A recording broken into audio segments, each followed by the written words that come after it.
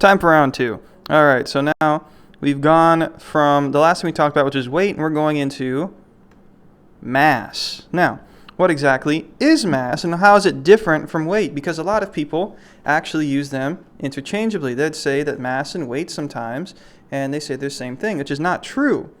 Mass, on the other hand, make sure you write this down, is mass is the amount of matter in an object. And so, it has nothing to do with gravity. That's the main difference here between your weight and your mass. Now, a big thing to note is the metric unit we use to measure mass is called the gram. G-R-A-M. And so the gram, this would be represented by a lowercase g. And it is the case, though. However, we often use kilograms or kg to measure things instead. 1 kilogram is equal to 1,000 grams. Well, then why is that the case? Why do we use kilograms for the most part instead of regular grams? Well, a gram is very similar to the weight of a paperclip, and so it's not a lot. Now, when you're dealing with medicine, a gram could be a pretty big deal. The difference between 1 gram and 2 grams is a huge deal in the pharmaceutical business. My dad is a pharmacist, and if you look on your medicines a lot of the time, or you look on a supplement that you take, a 1-a-day vitamin, whatever, you will see milligrams, which are 1,000th of a gram, and it's a pretty big deal. However, we often use kilograms instead of just the regular gram to measure mass. And so right here I got my 10 kilogram weight. Yeah, it's kind of heavy. And we're going to get into a lot of that there. So thinking about it, this would be about the weight of 10,000 paper clips. That's a lot. You might not think it's a lot, but if you had to hold that, you probably would have a pretty rough time. Going on from here, now I want to show you guys an example of the difference, once again, between mass and weight, because people interchange them all the time. They're not supposed to. That's not good. Mass does not change based on where you are, and that's the big difference. Your weight changes, but your mass doesn't. And so right here, the mass is 50 kilograms. So this guy here, and he weighs 110 pounds on Earth.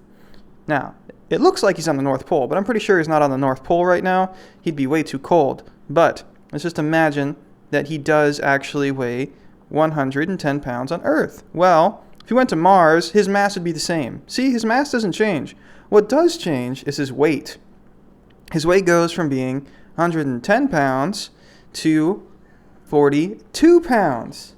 And I want you guys to just think about that right now and maybe write me a little email telling me why his weight changed.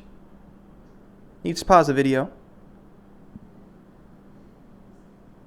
Okay, I'm just going to go on the honor system for this and say that you actually did do that. The reason why his weight is different is because the gravity is different on these two planets.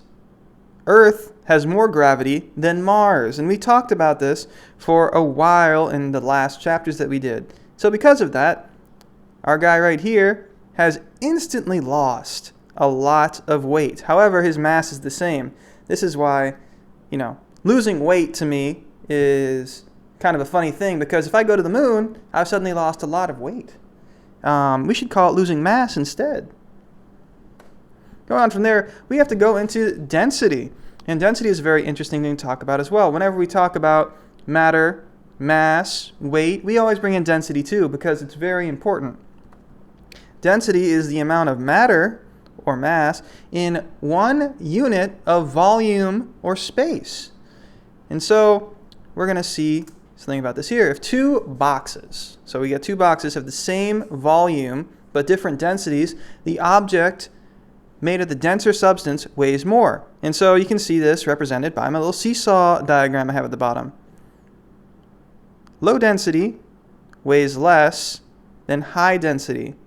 And you can see it here. Your very dense object, it's all packed in there. And so you can notice that it would weigh a lot more than your low density object over here, which does not really have that much packed in there. It's just kind of looking, a bit spaced out. So the more dense an object is, the heavier it is, usually. Actually, I'd say yeah. For the most part it is. From here, we get into measuring density. Now, this is one of my favorite things because I love density. So we look here at this formula, and this D here stands for density, and it is equal to this heart here.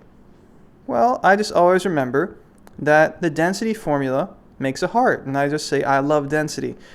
D equals M over V, or M divided by V, if you want to see it that way. And so density, if you were to write this, well, you are to write this down, put a line out here that says density, and then is equal to, this M stands for mass, and you put a line off here, and you put mass, divided by volume. And that's what this capital V stands for. And so I always remember density by saying, I love density. And the M and the V make a beautiful little heart shape. And it always something I think about when I hear this. So that's just something for you guys to know. And you can actually calculate density on objects and figure things out like this. Now what we have here is a very interesting diagram when it comes to density. And you can see that we have cork, oil, a plastic block, water, syrup, and a grape. Now, how does this affect density? What's going on here? Why are these objects floating in some of these liquids and not floating in others? Well, the hint is objects float in liquids they are less dense than. And so you can actually figure out, using this picture, what is the most dense object and what is the least dense object. And I'm going to walk you through that right now. So let's stay focused. Looking here, our cork is the least dense object because it's floating on top of the oil. And so because it is floating on top of it, that means that our cork is much, much less dense, which is kind of funny. We usually think solid objects like a cork are denser than liquid, but that's not always the case. That's something for us to think about there and to remember in our minds because that's going to come up a lot. Now from there we have the oil. Now the oil is very interesting, and if you guys ever did any experiments where you mix oil and water, you will notice that the oil will float to the top. When I make coffee has some oil in it, and you'll always see the oil from the coffee actually come up at the top, and it makes this cool little effect there.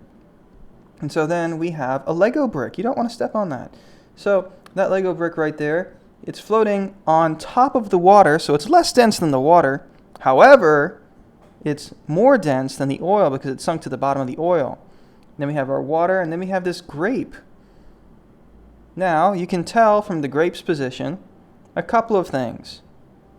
There are a lot of objects that it is more dense than. It's more dense than the cork, it's more dense than the oil, it's more dense than the Lego brick, and it's more dense than the water. However, the grape is not more dense than the syrup, so it floats on top of the syrup. And so that's how we really use density to our advantage in a lot of ways. And so you guys will be able to think about that there. Now there are some other things when it comes to buoyancy as well, and we're not getting into that right now. The main thing we want to talk about is that density is a big part of it. And so we're going to go on to here. Google Classroom time. So I want you to go to your Google Classroom. Hopefully by now you guys have all gotten your account. You've logged into my Google Classroom, and you can see your classwork for today. And so I want you to do that, answer those questions, and then send them off so that we can give you a grade. All right, guys, I hope to see you very soon. Have a great day, and goodbye.